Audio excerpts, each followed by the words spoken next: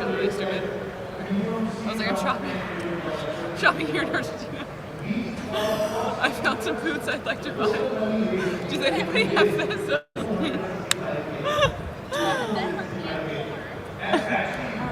Also, I'm so nervous I'm going to say something like derogatory about anything. Yeah. But I was like, oh, maybe talking about hyperinflation is actually like offensive. Yeah. Also, I mean, is it useful for me to tell you just a small thing that happened or not? No, it's okay. It's fine. It's totally fine.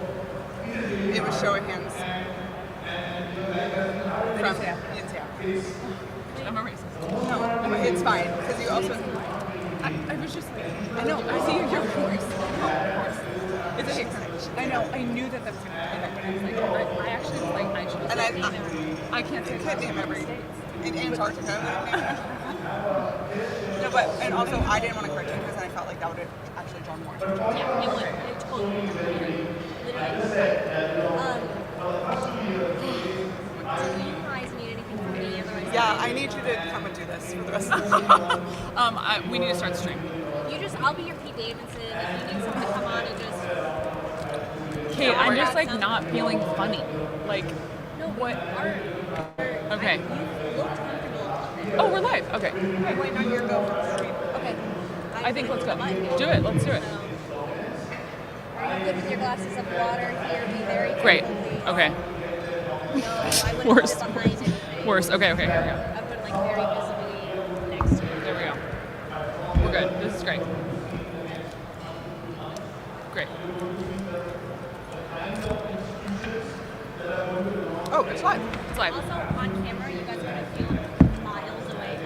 The video's like, Yeah, it feels very like. Big. Okay. Cozy up. Hey. Okay. Great. We're live, Kate. But I just want to make sure that our mics aren't going.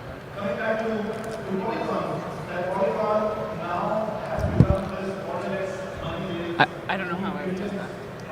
Because I'm.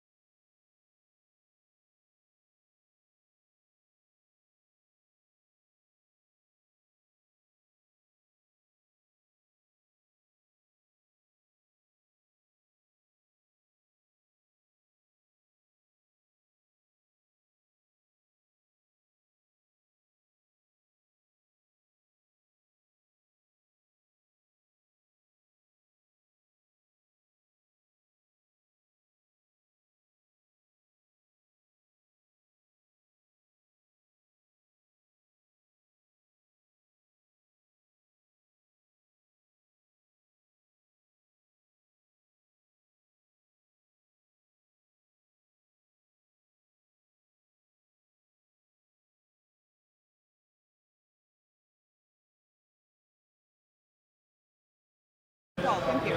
That's so kind.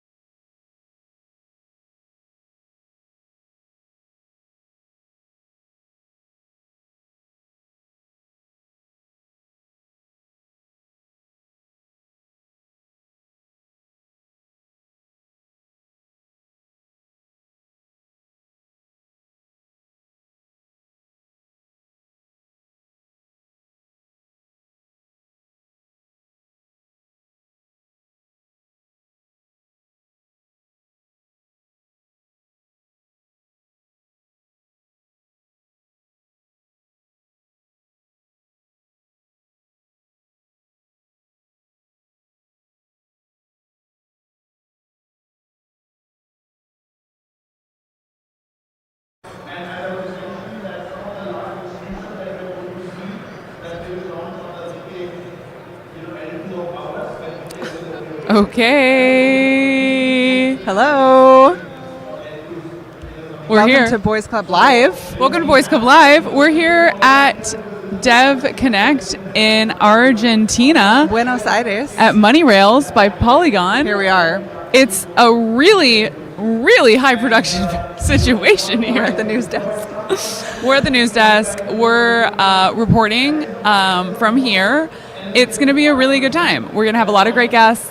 I feel that we should give the listener care for the listener and give them let's some care context. for the listener. So we're here at Money Rails by Polygon, which is a full day of programming that Polygon is putting on about the future of finance, the today of finance, The moment of finance. the moment of finance, and we are co-located at Devconnect. If you're hearing some background ambient noise, we're in the belly of the beast. We are, and it's part of the It's of the atmospheric. atmosphere. Yeah, so you can understand sort of the vibe that we're in. But we're also at Devconnect, which for folks who aren't familiar is the Ethereum's World Fair. Ethereum's World Fair. 15,000 people. It feels that way. It does. It feels 15,000 people-esque. Yeah. Yeah. And from around the world. They've descended on Buenos Aires, and there is a full conference, I guess. That's what you could call it. I right? think that's what they say. A conference that's on Happening. and about Ethereum. Yeah, And my experience of it was like, wow, my bags are cared for in this community of people. in this We're all bag decentralized holders. network. Yeah, totally. And I will say that it is truly global. Like we were just on stage. Global. And did a little show of hands to get a sense for where the audience is from, and we had a very wide distribution of people from all around. Everywhere. So I know a lot of people make the joke that the HQ of crypto is Williamsburg, Brooklyn, which is often where we're streaming from. But Right. I will say that We're the problem. I'm the problem. It's me. that feels totally not true in this room, where it's a very global audience. So anyway, we're happy to be here. We're going to be here for a couple hours streaming. We're going to be pulling guests from stage to come and chat with us about their thing.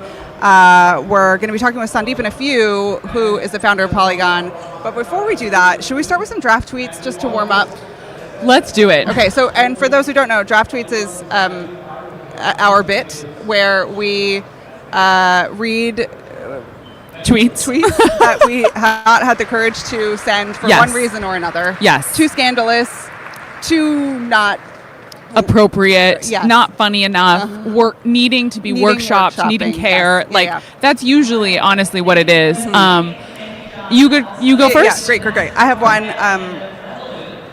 that I couldn't find the right time to send it, Okay. but traveled to Argentina yesterday. Had to fly through Atlanta. I live in a place that doesn't have a great international Terrible. airport. I'm so sorry.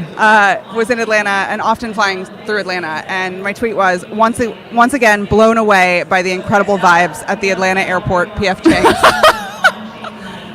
Just electric energy there. Oh my gosh, it's the moment. It is. It's the moment at the People are Atlanta airport. Every time I pass it, I'm like, man, these people are having such a good time. Great time. Great time. They're having a beer at 9:15 in the morning. and some Chips, wraps. like some crab rangoon or Yeah, whatever. yeah. Or chicken in a the chicken lettuce wrap. wrap. I got that recipe and it's fantastic. I'll make it for you sometime. Okay, I love that. I feel as though I get in a flow state in an airport. Yeah. I don't know what it is. Tweeting, sending things off. Like I'm in a creative atmosphere for personally when Totally. in an airport. Do you have an airport-related draft tweet? I don't have an airport-related draft tweet. I do have a tweet that I actually had. I was like, this should live in the drafts, and then I said, fuck it. Why? That's how the best ones are born. So, and it performs not bad. And it's stop trying to have a dick measuring competition with me. Space. I don't have one. And I feel it's really layered and beautiful. yeah. I do feel like that is a visual one. Like I do feel like people should go to at Natasha G. Hoskins and see check it for themselves. I feel like I'm having a lot of fun with the art form of Twitter, Yeah. where the spacing, the You're lines, subverting the medium itself. Exactly. Performance art on the timeline. I will say Cloudflare was down this morning.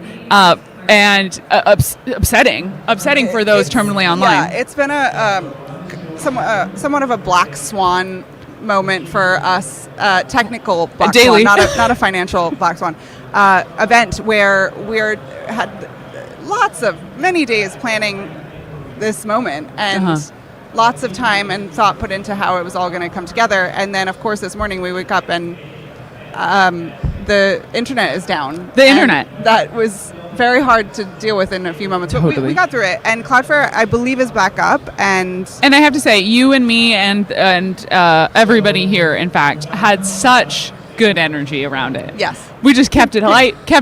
You can do. Totally. Okay, I feel we have some people we need to and want to thank and talk about. Yeah. And then I think we should talk a little bit about what it's like to be in Argentina. Yeah. So first of all, huge shout out to Polygon. Huge shout out to Polygon. Love them. Incredible team, incredible energy here today at Money Rails. Packed room. Packed. I just want to give people context. Standing room. It's standing room only at the Money Rails event. And we love Polygon. If you've touched crypto in any way, chances are you've already used Polygon. It's the chain quietly powering a bunch of stuff that actually works, that people actually use, like Stripe's crypto payments, betting on Poly Markets, prediction markets, and a bunch more. A big announcement was just made on stage. Polygon is partnering with Revolut, which is huge. Huge.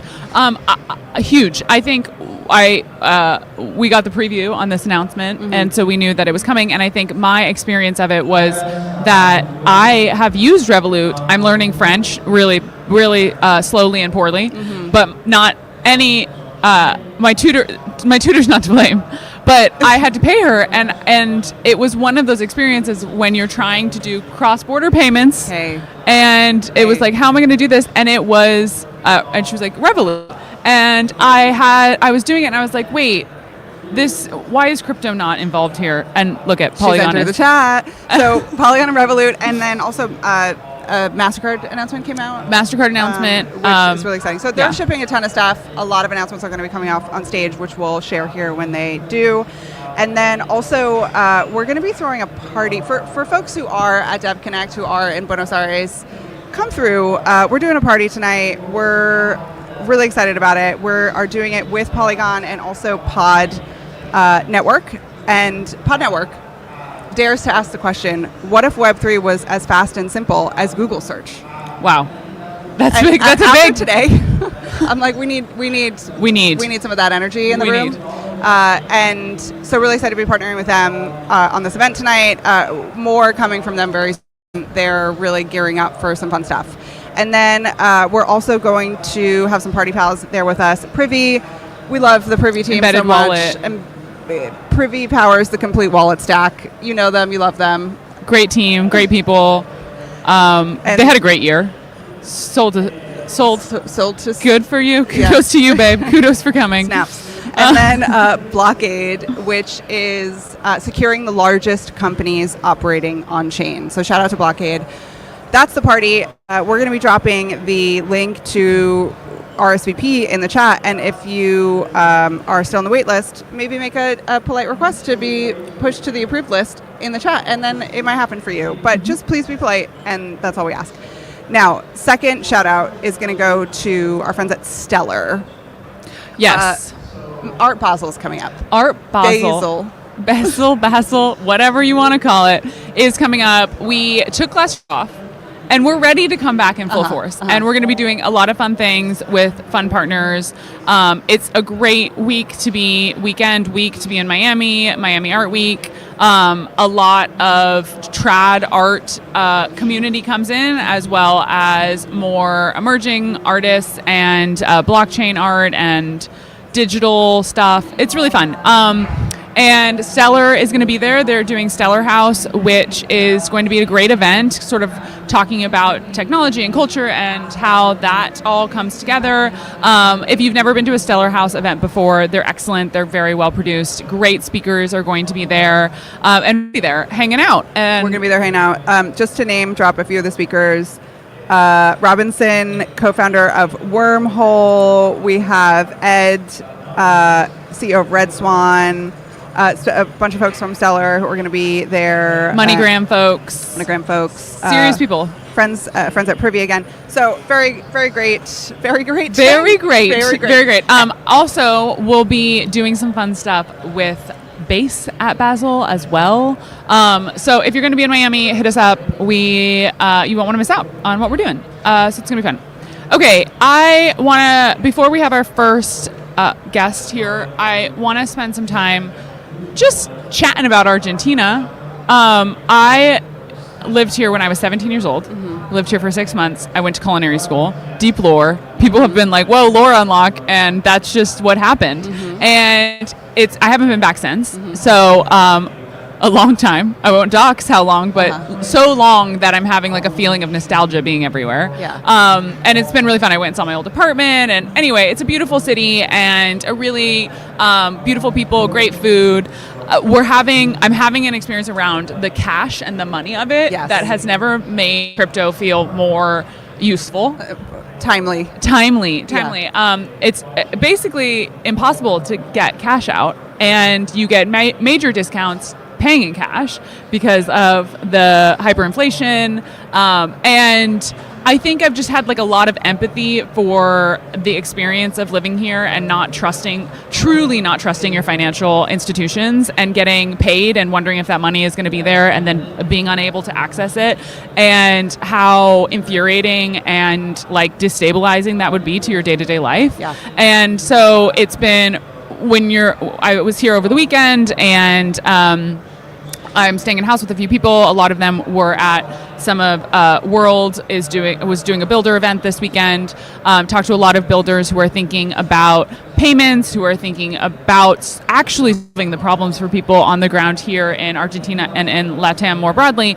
And it's one of those things where it's like, this is real people's lives every single day, thinking about how to show up and pay for things. And so that's been like really amazing to see that happening here. Yeah, we're going to have some folks talking specifically to Argentinian and LATAM use cases on the show in a little bit. Some friends from Ripio and Mintio, and I'm excited to get their take on all of it. Me too. Some other things that are happening on the timeline. May I meet you? May I meet you? Here's what I like about May I Meet You. I'll start with what I don't like about it. Do you want to explain what it is? Oh, first? Sure. Yeah. So for those of you who aren't on Twitter all the time, again, God bless. I'm so happy for you. And I, at some point soon, like, keep making the joke that I'm addicted to Twitter, and but like at some point, like, I'm gonna have to start taking some action about it. Yeah. And I'm gonna need to start drawing some boundaries for myself. That day is not today. Certainly not. And I'm so glad, because I got to see the May I Meet You thing happen over the weekend. So Bill Ackman is hedge fund billionaire guy, tweets a lot, too much. For the amount of money that he has, he tweets far too much. FTFU. Totally. And he is often putting his foot in his mouth, but arguably may do it in this instance. Many people will argue that he absolutely did. But basically, he put out this thread. He put out a tweet that was like, speaking to sort of the male loneliness there was a study epidemic. And there was a study specifically that came out. I do not remember the numbers. I'm going to botch it, but it was essentially something like 40% or more or something of men under the age of 30 have never hit on a woman in real life. And that study came out, and there was some discourse around it, and then he sort of had a response. Yeah, so he responded. He responded. Comment from Bill Ackman. And his comment was sharing an anecdote about how he met his wife, and he said, and was also speaking to sort of a technique or a tactic that has worked for him in the past, which is going up to a woman, saying, "May I meet you?" He was basically like, "It's not that hard, guys. Yeah, just go up to a woman and say, 'May I meet you?'" May I meet you? And wow, did that catch like wildfire on the timeline? Took it, ran with it as far as possible. It's going. And honestly, you love to see it. May I Meet You is now like a canon, like everything is computer, and a similar sort of sentiments. And I don't know. I think it's now become so memeified that it kind of went through this arc, I would say. As they do. Where it started, May I Meet You, bad. don't do that, was Yeah. my thought. Yeah. The reason why that worked, he's a 6'3" billionaire. Yeah. Okay, like there's Yeah, some supporting. Also, what I want to say about May I Meet You is that it centers the person. It makes it about that. It makes it about the person who's I'm asking. meeting you. I'm meeting you. Uh-huh. And It's not it about, doesn't- yeah. Yeah, it doesn't make it about me as the person being met. Right. Which is like, okay, I guess we could start off like that, but that wouldn't be Not ideal. necessarily my recommendation. Yes. For how to ingratiate yourself with Yes. a new friend. Yes. How to meet a new friend. It's not. So- Don't make it about yourself. Started bad, then it kind of hit this arc of like maybe funny, like Yeah. then now bad again because it's like you're too online. It's a red flag. It's an immediate red flag. It's Yeah. a signal to something that I don't want. So that's my personal take on it. Okay, 2 minutes left here before our first guest, and so I just want to hear about what are some of the trends we're seeing at Devconnect. What are people talking about? I think we'll sort of intermittently talk about this throughout the stream here, but what are you hearing? Okay. Word on the ground. Ton of stuff coming through from Devconnect. First one, I'm going to go through pretty quickly, and Let's we're go. going to hit a few of them. Everyone's really excited about agents and agentic commerce. No one knows what they want to do with it. Yes. The use case is not clear. Okay. The Well, that was excitement- crypto for a long time, and look at us now. Hey. Okay, baby, we found it. The excitement and the enthusiasm, and honestly, the technology with X402, shout out to Coinbase, it has arrived in many ways, and no one knows how to integrate it or implement it or build a novel use case around it. Okay. And so that's insight number one. Two, death of the foundation model. I'm seeing that. Wow. Boom, boom, boom. Down. So a couple weeks ago, last week, Uniswap, announced that they were going to be winding down their foundation, and everything was going to consolidate into lab. And there's a lot of sort of history and regulatory history, honestly, about why that decision was made in the first place. But basically, that's how a lot of, if not most, if not all of crypto companies are organized. Companies is the wrong word for it because of this distinction, but yes, that's how a lot of organizations are formed. And so now that Uniswap is saying goodnight to Farewell, my friend. the foundation, a lot of other people are going to be following suit, or we're expecting them to, and that's been a lot of conversation. 3, this idea of orchestration. This is the new buzzword, orchestration. Okay. In times past, it was perhaps something that was more Interoperability. Interoperability. Yeah, that's what everyone was saying. Now it's about orchestration, which is like one layer up from interoperability. We're interoperable now. Okay. Because we're interoperable, we need to also have some air traffic control for how we interoperate. Yes. And so that's this idea of orchestration, and that is very much a buzzword. This next one here, LATAM. So here we are in Buenos Aires, having conversations with folks. You spoke to sort of the challenges around the peso and hyperinflation. The teams that we're speaking to here that are working in Latin America are like scaled. They're millions Huge. of users. Yeah. In the US, like, of course, there's apps that are scaled to that degree, but it really feels like it's in a different stage of maturity. Crypto's in a different stage of maturity with some of the teams that we're talking to here, specifically around payments, specifically around stablecoins. Yeah. So that's really exciting. Next, privacy era. I mean, shout out to Claire Cart, who I believe is like doing this work. She's been doing this work for She's so carrying long. it on her back, but Yeah. and there's other folks, of course, but she's doing an incredible job. There's a lot of conversation about privacy, and it also might be a downstream effect of this scaling, where now that people are stablecoins is happening, people are using the product now. It's kind of like, okay, well, how do we make sure that we're not doxing ourselves in weird ways? Right. And I think that might be a follow-on effect from. Oh, interesting. You're saying that like in the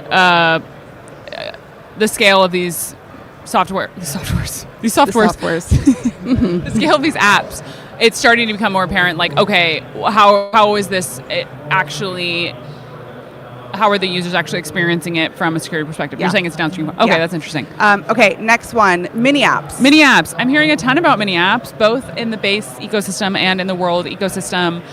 Again, was around a lot of that this weekend, just because the house I was staying in was really all about it. The World House. It was the World House.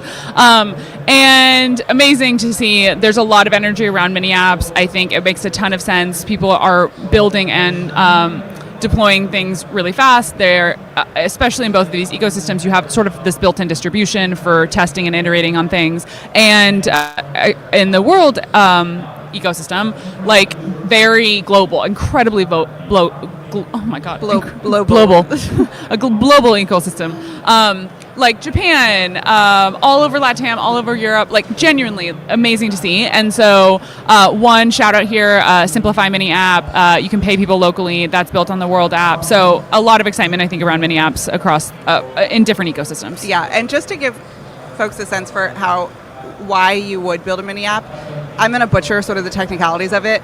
Basically, it's an app that's embedded in a super app, a bigger app. And that super app or that bigger app gets probably and hopefully a ton of distribution. Yeah. And has a ton of traffic and people using it already. And then the mini apps sort of plug into that. So like you said, that built-in distribution is really like what's attractive for mini app devs, because they get to like go from 0 to whatever so quick, faster than if they were trying to like just pushing it in the app store. Yeah. Also a lot of energy around prediction markets, sort of people talking about the coming of age of prediction markets where they've sort of grown into themselves, and seeing a lot of that conversation as well, which isn't necessarily new but feels like very solidified, I feel like. Yeah, here. Totally.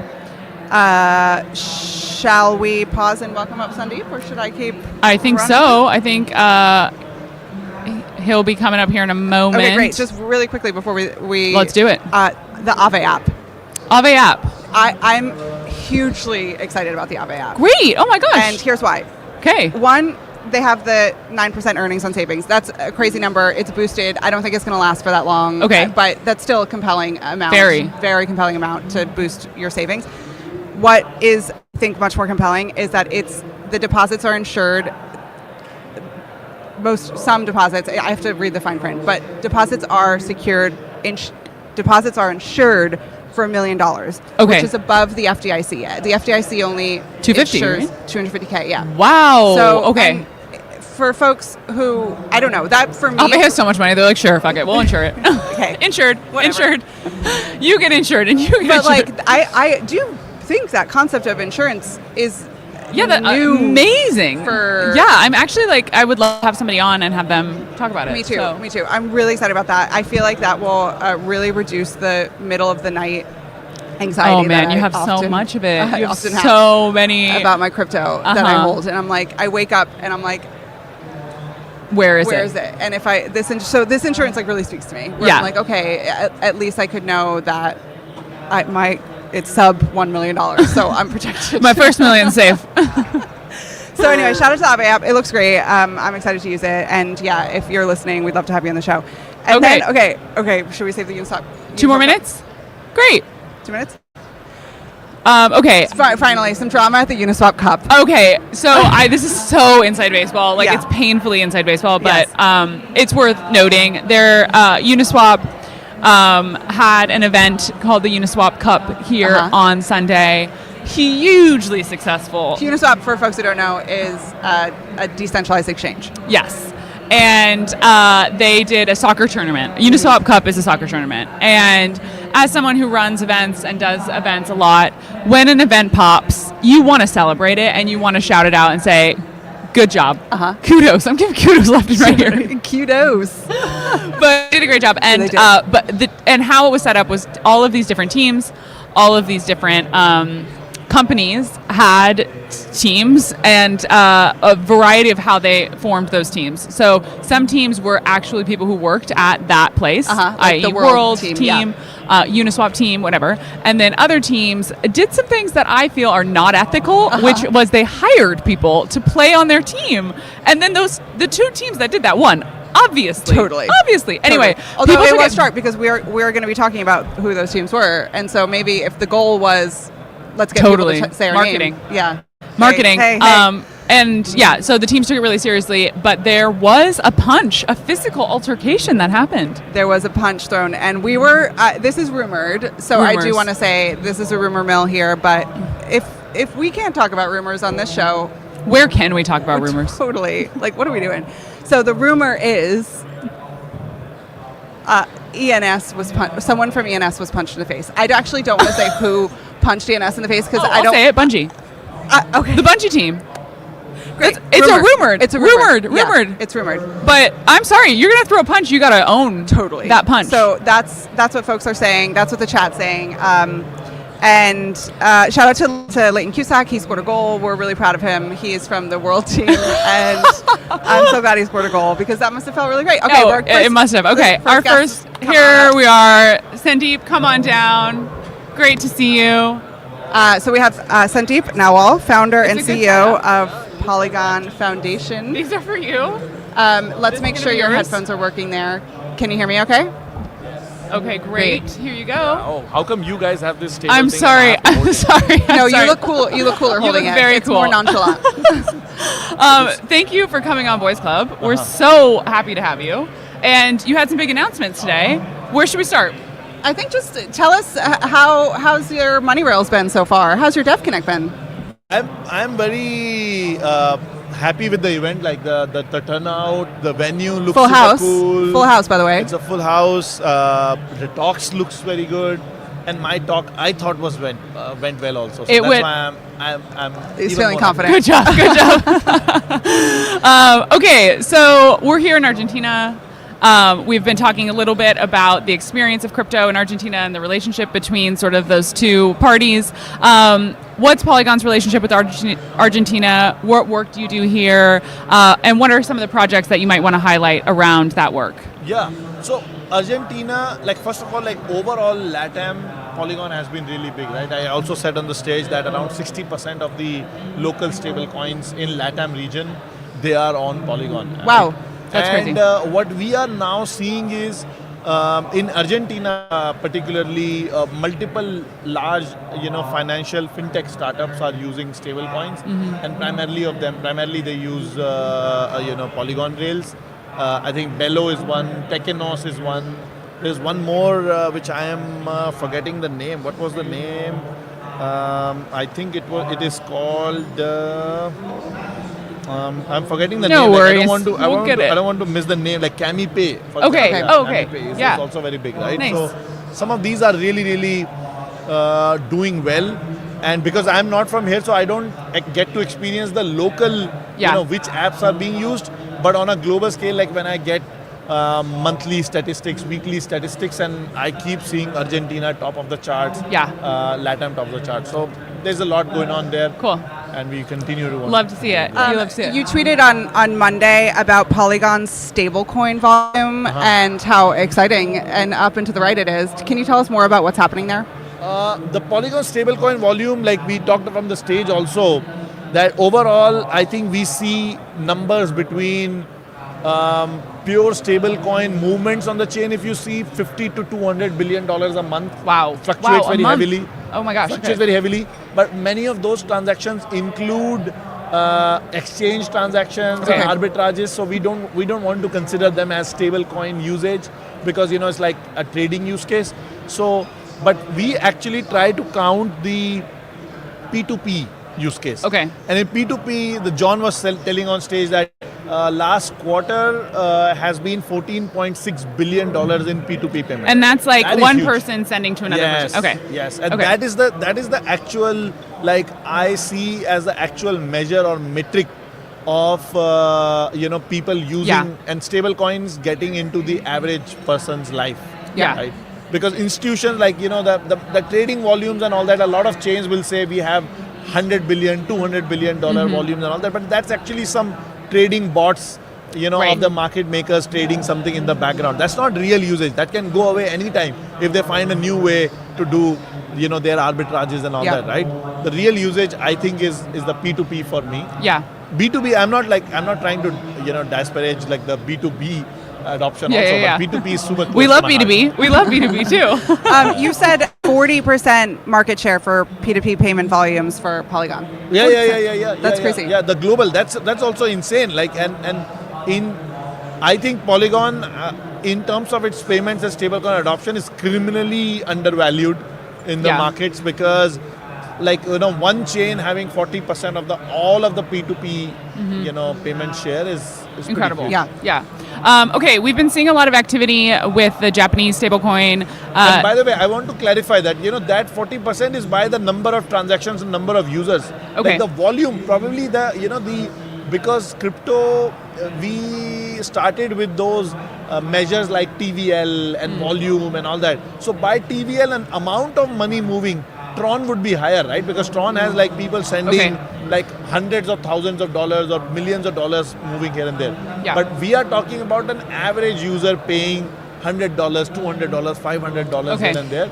That's where Polygon dominates very heavily. Right, which is by many measures the harder metric to Extremely achieve. hard metric. So yeah, But that's long term also. Like once you keeps on going in that organic traction mode, eventually large transactions also start coming in, and they are then very sticky. Yeah. Like some of the Tron's usage is also very sticky. Yeah. Because a lot of people are moving this cash movements, like cash converted into the dollars and cross-border payment, they use it. And for the larger payment, like $10,000, $100,000, they use Tron, and that is also fairly sticky. Okay. But like for the average user, we want to get into that Venmo style user, like you're paying $20, $50, $100 to someone. That's where we want to win. Cool. on that note, I want to get your take on sort of your stablecoin thesis more broadly, and this idea of there being an unlimited amount, essentially, of stablecoins that get fractured into all these different use cases versus the usage consolidating onto a few coins. Like, what's your take on sort of how you see the ecosystem developing? Yeah, I think that the power laws always play out the same way, right? So 80%, like 20% of these stable coins are going to have like 80% of the usage. There's absolutely no doubt about that. But we also need to see that as governments are waking up, the local governments are waking up to the threat of dollar stable coins. Why? Because like countries like India, like in LATAM, because their currency is so, inflationary, that a lot of, I think there is some level of tacit government, approval. I don't think like there's a formal approval, but that they are like kind of okay. People are doing it. It looks like it. They're kind of okay. Yeah. In India, it's not that, right? Okay. So a lot of these local governments are waking up that stable coins are being used like for XYZ purposes. For some of the countries where the stable coins primary usage is to avoid the inflation of the currency or devaluation of the currency, that's okay. Like that, they are going to use dollar stable coin. But a lot of other local use cases are also becoming dollars, right? So I mean, I don't know whether you guys experienced it or not, but yesterday I went to meet somebody, and in a cafe, I paid for the coffee in dollars. Like I didn't know that, the Argentina, there's like... Oh, we might need you to move your mic a little bit closer. Completely, dollarized in terms of the payments. So that is happening for a lot of countries, and countries slowly are waking up very strongly, and they're going to react with local stable coins. That you want to use it, use the local stable coin, or at least, if there is a cross-border payment, it comes in USD, but then once it lands into, let's say, India, it gets converted into INR. Why would it need to come in USD in the first place? Because of the remittances, right? Like if you are a US person, you're sending money into this. Like it's much better. And also, like, why USD remains stronger is that, let's say you are in Argentina and you are sending money. So probably, because of the Forex exchange market, will not be that great for your stable, let's say, Argentinian pesos to INR, right? So what you will do is you will convert at a low slippage to USD.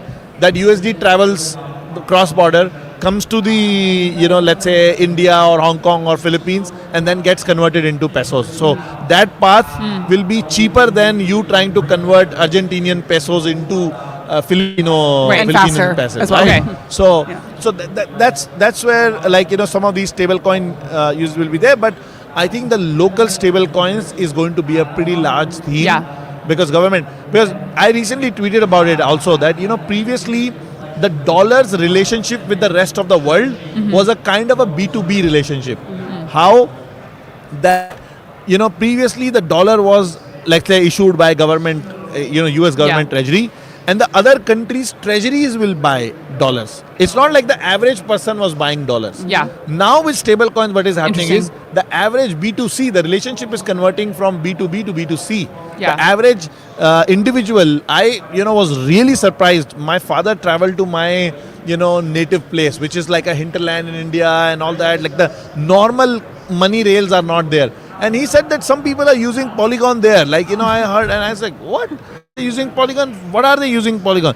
And only later on I realized that they are using USD on Polygon for some of this. And me being from India, like I actually want India to adopt INR stable coins, and at least these local use cases where people are paying 1% to another should be used in stable coin. The only problem is government, because crypto has a very bad branding problem. Yeah. Right? We have from 3AC Luna to FTX to Mount Gox and all these scenarios. Yeah. And 90% of the activity many times is scams or gambling. So government has a very bad view of crypto. Right.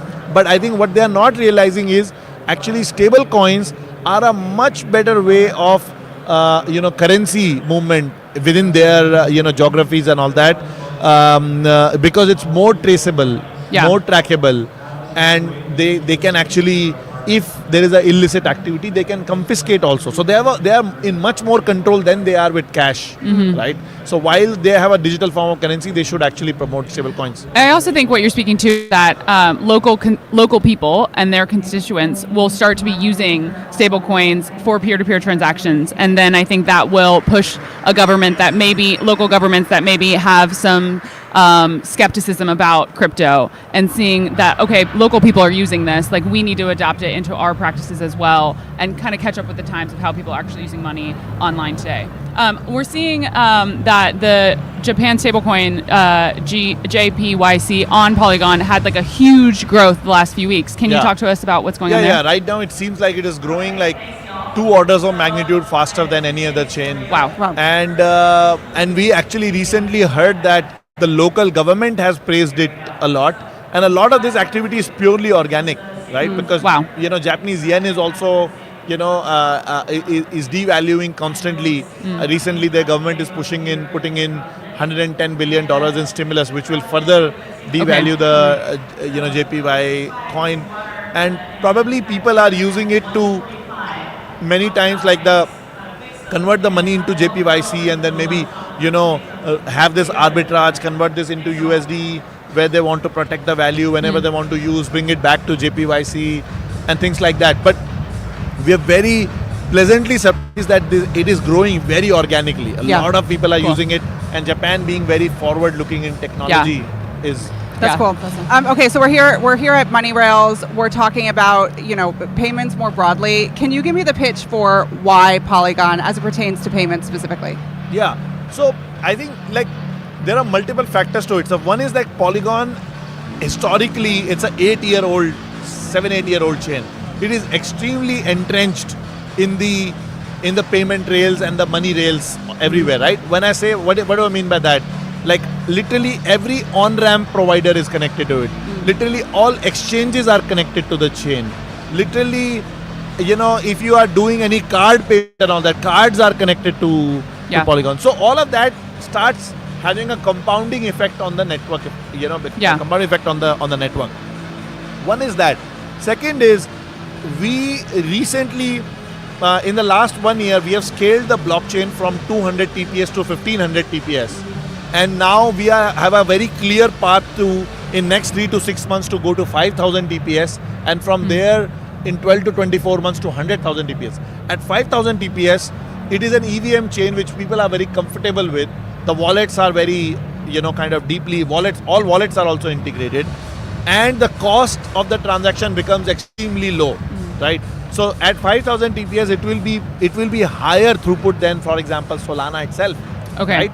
So you would see, and Solana, why? Because Solana is like the trailblazer of this high throughput chains and all that, right? So now I think due to all of these things, this interconnection, then people use applications like Polymarket, applications like Courtyard, where people are actually using stuff, not only speculating. There is speculative use cases are less on Polygon, right? For example, your perp trading, your DeFi loopings and all that, which many times, as I was saying on the stage also, we are not that great at, as a DNA of the team, we are not, or the community also is not very speculative friendly. Yeah. It's more on the real world utility friendly. So that's where, like, for the payments, it's right up their alley. It's the network effects, it's the people knowing, and the transaction costs are extremely low for the users. Like, they are literally transacting for free. That's why you see the daily active users. People don't realize that even for USDC Circle stablecoin, we have the largest number of. Generally, we are number one daily active users. For USDT, we are generally the third ranked in the daily active users. And the USD stablecoin I already talked about, like 60-70% of the market usage in LATAM, 80 to 90% in Southeast Asia. Wow. So, it looks like Polygon. Crushing it. I love it. Okay, we have a few more minutes here. I want to give you some time to talk about the two big announcements you had, both with Revolut and MasterCard. Can you just give us a sense of what those two look like and what that means for Polygon? Revolut, people know that in Europe it's a juggernaut, right, for payments, and Revolut has been very open for stable coins, and they understand the value of stable coins, and we are working with them for quite a long time, and they only recently now we are making it public, but in the background, Revolut has already processed $700 million worth of payments on Polygon already on the day of announcement. And Polygon is now becoming a preferred chain there because users prefer it based on the gas fees and everything. And now we have like very strong plans to grow and add more and more users and grow this usage there. And with MasterCard, this is one of the many things that are coming with them. But like, in crypto, transferring from address to address becomes very costly and like, error prone. So we know these ENS names in the ecosystem. So, but with MasterCard, we have launched exclusive MasterCard names on Polygon, where you can actually, like, I can have a Sandeep dot, MasterCard. So for easy payment. For easy payments and all that. That's great. But like, and MasterCard and Visa, these are the behemoths. Like, they are now getting in with these small, kind of activations, but slowly the plans are much bigger to be. Yeah, it's a signal for where they're headed. Yeah, that's great. Okay, should we do a shill minute? Yeah. Okay, so we do a game on the show where you have 1 minute to shill anything. Ideally, it's not Polygon. Ideally, it's something else. It could be one time somebody shilled like the Bay Area. Like it can be anything. 60 seconds on the clock. You ready? Let me think quickly. What do I want? Just your any favorite thing of yours, or TV something show, that you've used food, recently, an app. Your hometown. It can be anything. Yeah. Okay. Okay. Okay. 60 seconds. Go. You gotta show the camera.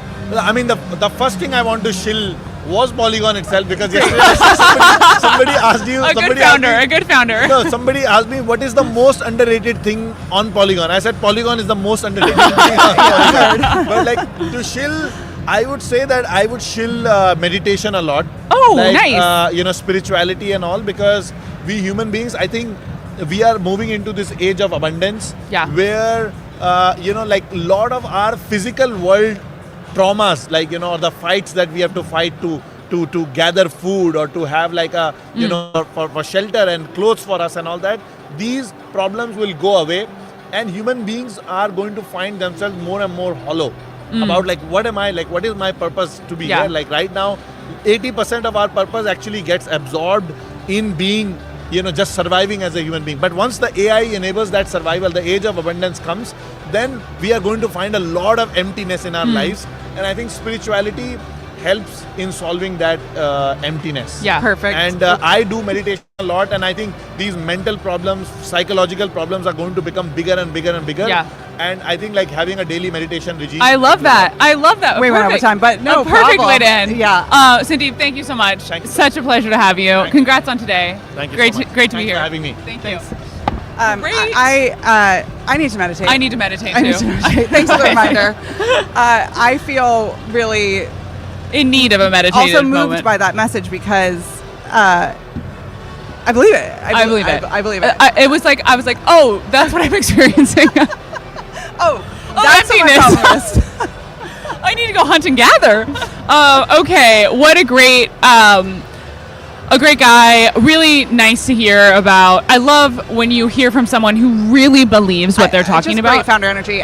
Great founder energy. I love. I think it just is passion is contagious. It is contagious. And being around, that's part of the reason I love working with founders so much, is because you get a good one and you're like, man, I believe that you're going to move heaven and earth to make your thing work. And I get that from him. So totally. That's very cool. Okay, I am wondering We have a couple minutes before our next if guest. I'm looking shiny. I had a whole thing on whether on. I think you look great. I might need your Mac compact as we go. Okay. Okay. on the go. What's happening on the timeline? It looks like Twitter's back up. Twitter's back up. I'm seeing that we're still live, which is great to see. We have a next guest coming in about 7 minutes. There's a few things that I want to talk about that are unrelated to crypto, really, but are interesting that are happening. Should I talk? Should I get into them? Okay. So I wanted to talk to you about a thing that happened last week. We didn't have time on our live stream last week to talk about it, so this feels like a good moment at the Polygon experience to get into it. Oh, wait, actually, our next guest might be here. Oh, let's do it. Come on down. Come on in. Let's go. Okay, we have William Duran, who is the co-CEO William, I'm and Natasha. founder of Mintio. So nice to Hi, meet you. Dina. Nice to meet you. Okay, these are for you. And then you're going to want to hold this quite close. Okay? There you go. Let's tuck that in here. Okay. Testing. Can you hear us? Okay, great. It's going to need to be... There it is. How you doing, William? Good. How are you? We're doing great. So happy to have you. So tell us, let's start. What's Mintio? So we're a stablecoin issuer for Latin America. So you can think of us as sort of like Circle for Latam. So Mint, the stablecoin of the Colombian peso. We just launched the Brazilian real, and we're launching Chile and Mexico in the next couple of weeks. Nice. Where are you from? I'm from Bogota, from Colombia. Oh, cool. Oh, nice. Beautiful. We were Colombia. there for Devconnect. Oh, nice. Like 3 years ago. Yeah, 3 years we had ago. a great Okay. A great city. I love Colombia. It's so beautiful. So, okay, where do you guys sit in the? We're talking about the global money stack, money rails, and I'm curious, where do you guys sit in that stack? Like, where is Mintio? I would say we're in the sort of like trust layer issuance, right? Because at the end of the day, it's all about trust as an issuer. And then I would also say we're in the infrastructure layer, right? Because at the end of the day, you need to be able to have sort of like a way to connect in and out, on-chain, off-chain. And so we always sort of consider ourselves sort of like that, like 2.5 version of crypto, right? Or Web3. That's where we sit, I would say. Can I ask a dumb question? Yep. That's sort of business related. So I am wondering what stops Circle from minting the Colombian peso or from minting some of these other currencies in LATAM? And That's a good question. I mean, I think at the end of the day, it's about one, like business focus. I mean, do you want to actually go into these regions? And then if so, say make the business decision of going into a region, which countries do you focus on? And then there's the complexity around like actually building a product that appeals to the local market, right? Which I think in LATAM, a lot of times, people think of it as a region as a whole, but at the end of the day, each country is very different, right? Like different compliance, different money rules, different culture, different banks. So it's kind of funny because at the end of the day, I think the hardest part for us has been building country by country. But at the same time, it also makes it the most defensible, right? Because you have to have all these sets of accounting rules and all these different things, licenses. And I think that's why, like, Circle could potentially come in, but then they would have to figure out sort of like country by country how to do it. Okay, that makes a ton of sense. And then for them, it's like maybe they're just focused on the US dollar, USDC, and so that at that point it becomes fragmented. That makes sense. Thank you. Yeah, and if you think about it like, if you think about like the US dollar supply, I think right now there's probably only 1% of it tokenized, and it's really Tether, Circle that are sort of like leading that. So I would say like there's probably so much more to do even just there in terms of like protecting market share and continuing to sort of like dollarize a lot of these economies that it's really just a decision for them, I think. Okay, so how did you come to start this? What's sort of your origin story?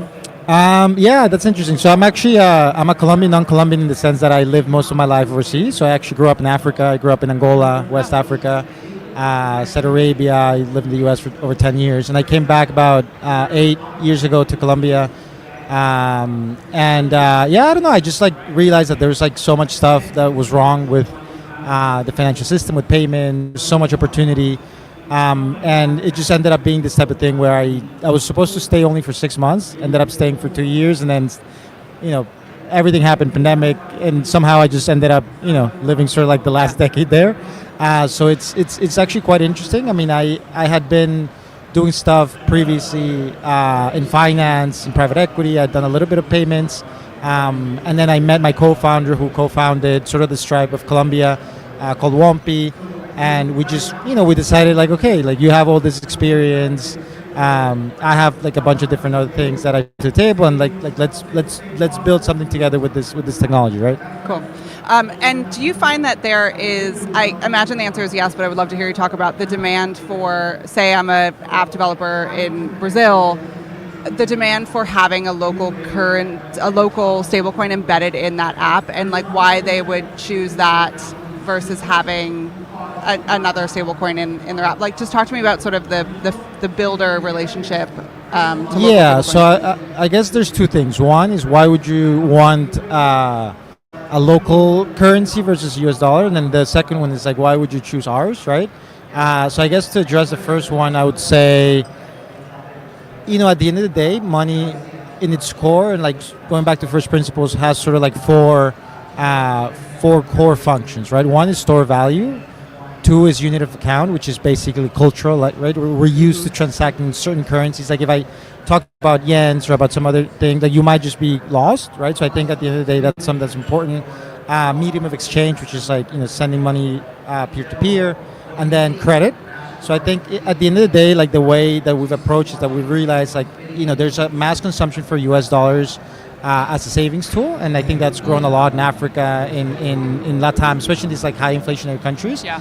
And I think Tether and Circle have done really well, sort of like catering to that market. But then at the end of the day, like most transactions, local transactions, credit, everything happens in local currencies, right? And there's like a few countries that are fully dollarized, but that's not the norm. And you look at Mexico, that's not going to happen. You look at Brazil, that's not going to happen. Colombia, because they also have very strong sort of like monetary policies, and central banks are not just going to allow full dollarization of these economies. So I think that's why I think we're bullish on local stablecoins. And then in terms of us and the relationship with builders, and I think it's about trust. So one, like we've built a big company before, so I think that there's trust there. Two, we're regulated as a digital asset business in Bermuda, similar to Circle, to Coinbase, to a lot of these like sort of like large companies. So we have safeguards around like user funds and these type of things. And yeah, I would say, I mean, ultimately, I think those are sort of like the type of things that makes sense. Yeah. Yeah. I'm curious what the sort of regulatory environment is in all of these different countries. Like this, obviously, it's coming from a very US-centric POV, but so much of what has been possible for crypto over the last year has been because of a different regulatory environment. And I can't imagine sort of the business you have navigating country to country, all of these different sort of, what the relationship is to crypto. So curious how you're navigating that, and then sort of what you're seeing over the last few years in different countries throughout LATAM. Yeah, so I think, U.S. policy has been very positive, the last year or so. I think at the end of the day, what we've seen is that there's sort of this like drop-down effect with the Genius Act, with all these things that makes regulators in places of the world realize like, okay, maybe we should figure out what to do with this and how to regulate this. I mean, you're seeing that happening in Brazil right now. Just last week, they announced that they were going to have VASP licensing for stablecoin issuers, and basically like for different types of operators. So that's coming into place. Brazil's very forward-looking with these type of things, and there's chatter in different countries, right? So I think it takes a while, but I think in general, it's good that there's like MiCA, that there's this Genius Act, because at the end of the day, it just leads to more conversations around how you should classify these assets. And what's the appetite from enterprise, let's say in Colombia? What's the sense from industry outside crypto to adopt? I think it's growing, right? I mean, I think if you look at it last year, there was appetite, but there was no conviction. I think if you look at this year, there's appetite and there's starting to be conviction. and ultimately, I think a lot of that is because there starts to be more regulatory clarity, which ultimately leads for people to want to start thinking about integrating these type of products. Yeah. Can you talk to us about a few of the use cases that you're seeing? Like, how is it coming to life? Yeah, so I mean, I would say obviously the big one that everybody talks about now is cross-border, right? And it's obvious in the sense that we figured out that these stable coins, beyond just being a number in an exchange or whatever, whatever its origin story was, but I think now we're starting to see that this is sort of a format that we can use to move value from like point A to point B, and then you start realizing that there's like a bunch of economies like Africa, even Southeast Asia, LATAM, that this really sort of like solves a problem around crazy fees of like 5, 7, 8, even 10% sometimes to move money, where we can really bring them down to maybe 1 or 2%, potentially even more over the next couple of years.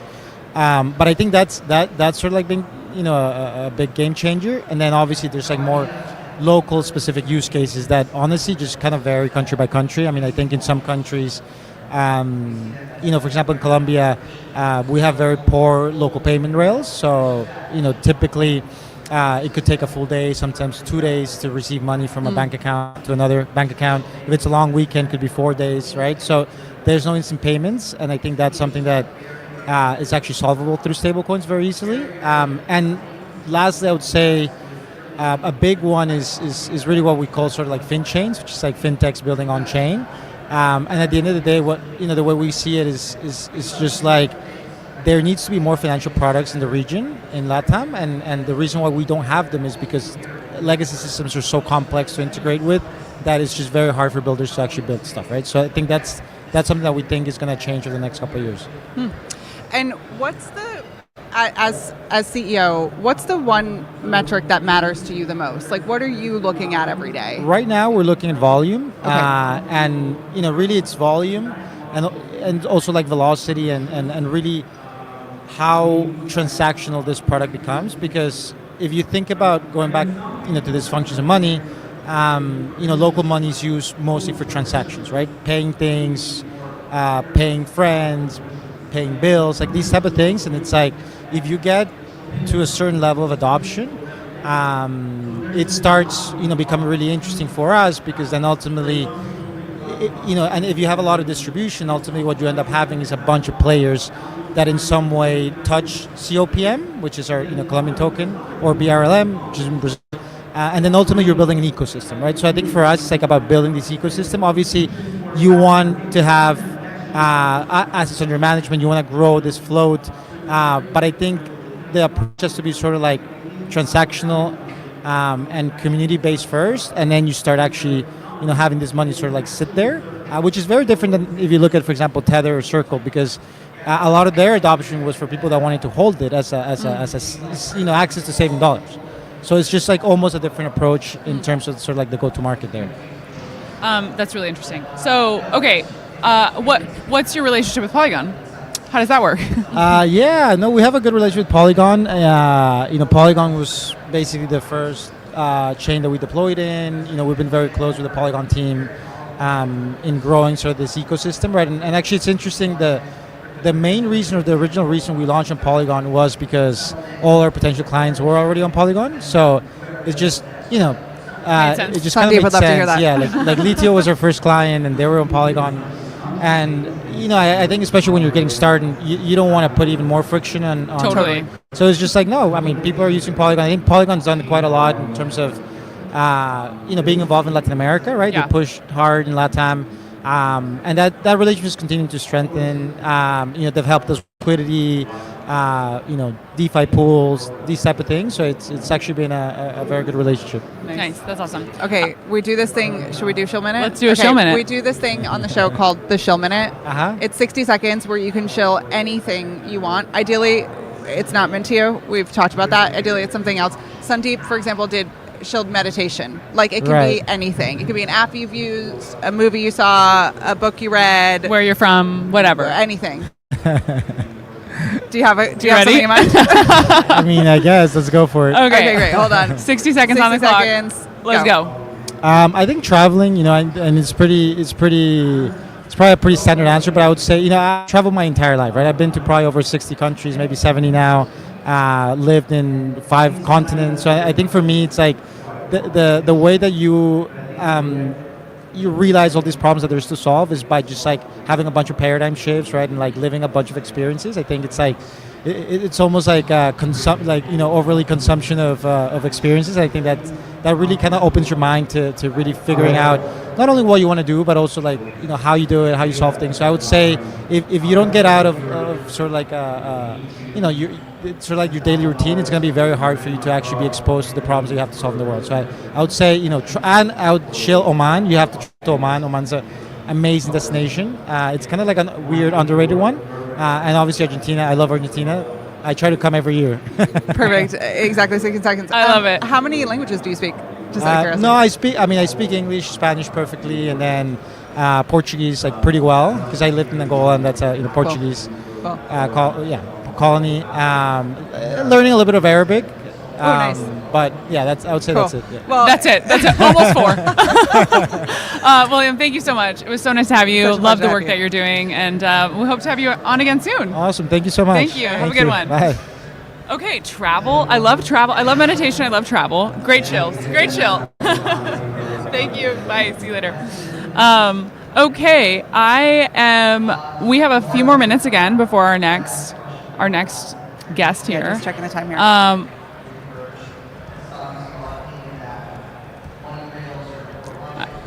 Here we are. It feels like this is quite an old concept, but a telethon. It does feel like a telethon. I actually thought it feels more close to like I feel like I'm at the Olympics. And I'm like, okay, swimming 400. Come on down. Tell me what's going on. And having so much fun though. Having so much fun. Just another shout out to Polygon event. The room is still full, which having done events I know. It's in great. the past, it's very hard. It's really easy to get a full room for the starting keynote. Yes. If you can't fill that room, for Something's starting broken. Something's keynote, broken. Yeah, something's really amiss. Uh-huh. Like Vitalik is always going to have they're hanging from the rafters. Standing he should. Totally. Now, it is much harder when as the To day sustain. goes on to sustain the room being full, and it's still full. People are standing. I'm Yeah, looking at it's people great. layered in standing area in the back. So happy for them. Really happy for them. Really happy for them. Okay, let's see what's happening on the timeline right now. And if there are, I'm seeing a lot of like, I don't know. I'm seeing something on the timeline that I don't particularly love. Oh, great! Coming in with some waters, Kate. Look at her. Look at this fit from the Philippines. Yeah, if Kate could just was give us a recently little- in the little Philippines. spin. Thank I you don't so know. much. There it is. I hope it's captured. Thank you so I much, think she Kate. might be out of shot, You're but the best. It looks great. Cheers. I'm seeing something on the timeline around sort of, I'm going to tell you something I've loved on the timeline, something I've hated on the timeline. Okay. And I actually don't want to hate it, but it just kind of bothers me. And I'm seeing this trend of people being like, around San Francisco, where people are like, San Francisco is so unfashionable. And then girls being like, be the change you want to see, and being really fashionable and taking fit pics of it. And I want to like that. I want to support it in my heart of hearts. It's got hater energy. But having said that, Okay, hater energy is coming through. it's just like San Francisco is never going to be that. I love the individual girlies doing their thing. They all look so cute. They all have it's inspirational to me. But it's just like, you know what it is? It's a failed mission. I'm like, you're setting yourself up for something that it will never be. And that's okay. That's yeah, really I also okay. think it's fine that it's not fashionable. Not every place is. Needs to be. Not Exactly. every place needs to be. The thing that I am loving on the timeline, and like, of course, and everybody who's anybody knows about it at this point, but Timothée Chalamet, that man cannot lose IMO. Like, he did this incredible. He's doing a press tour for his new movie that's coming out, Marty Supreme, Christmas Day. Okay, it comes out Christmas Day. Obviously, the promotion has been going well because I know when it's coming out. He did an 18-minute a bit, like what can only be described as a bit, where he pretended that it was a Zoom recording of him with his the marketing team for this upcoming movie, and it was so deeply funny, hilarious, and now, of course, which is what they intended. That has had a life of its own. Screenshots on screenshots, all of these different moments in it, all of these builds on this sort of artifact of the internet. And I'm here for every single one of them. I'm liking each one, which means then I live inside of the algorithm of Marty Supreme. And I will pay good money there's a jacket, a Marty Supreme jacket. I would pay very good money to wear that jacket. Okay. You've come across this. I've seen it. I have not watched the 18-minute clip You yet. have not watched it? Not yet. No. Not even the... Dina, it's so funny. I'm fully planning to. Okay, but, you are. I don't need to convince you. No. I'm going to get there, for sure. Your 24 hours of travel, there wasn't an opportunity at that time to lock in on that. Okay, we are looking for our next guest. Patrick Kearney from Relay, who I'm going to be doing a panel with later in the day. Oh, great. What's your panel on? It is perps, prediction markets, and Polygon? payments. And going to be chatting with our friend Patrick from Relay about that on stage. So excited to meet him. I'm excited to talk with him. What are you seeing on the internet that you're liking these days? Let's see here. Anything on TikTok? Yeah, I actually have a TikTok video that I wanted to show. I fear it's maybe a bit too technically complicated to stream it now, but I can tell you the concept of it. It was a guy who is rewatching. Well, they're watching Twilight, the film. Yes, it's having a big moment. 25th anniversary. Is it something's happening? 25th anniversary. Okay. Is it really 20th? I know. Wow. I know. That's crazy. Or maybe 20th. Somewhere in there. Long time. Anyway, I'm not going to do the clip justice, and maybe we'll put the clip in the show notes. But it's Twilight is playing, and he's like, I'm going to go crazy because I need to tell you guys what's going on with the flags in the background of it's a shot in a school. Okay. And he's like talking in front of a screen. Okay. The screen is paused. It's Twilight. Twilight paused in the school. Okay. I've actually never really seen Twilight, so I don't. But they're in the cafeteria or something. Okay. Yeah. And he's like, I'm going insane because looking at these flags on the wall in the school is crazy. There's North Korea, there's all these flags from all these places that is that are also things that were countries for only moments of time. Okay. It's a really odd weird Soviet flag collection that has been placed by the prop department of Twilight. They found them somewhere. Yeah, exactly. So I've really loved that. One of the beautiful things about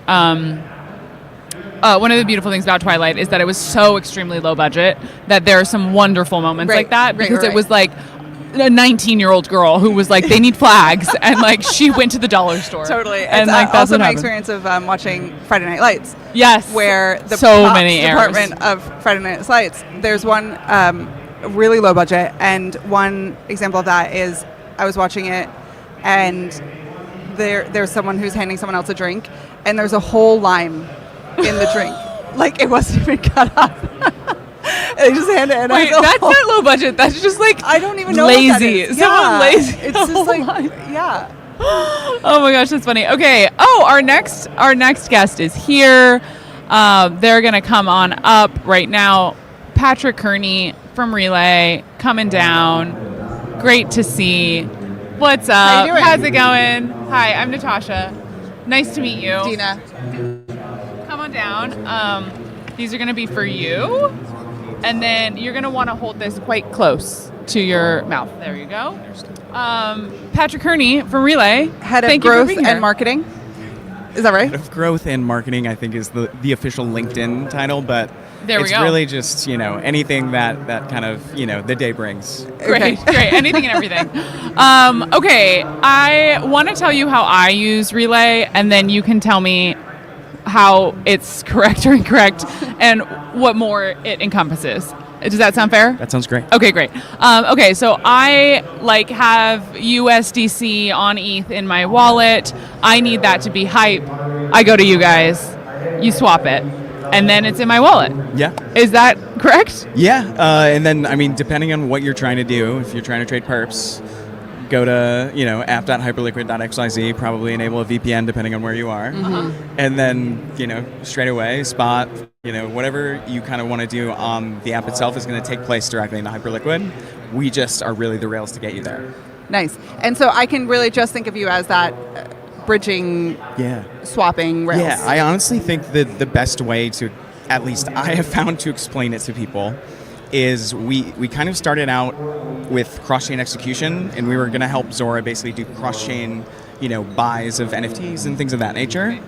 And we realized we had just built an API that was super robust for same-chain swapping, cross-chain swapping, bridging, cross-chain execution, if you want to call it, which is really, I think OpenSea's integration is a very good example of this, where if I want to buy an NFT or I want to buy or swap a token on the platform, it really is just cross-chain execution that's occurring behind the scenes.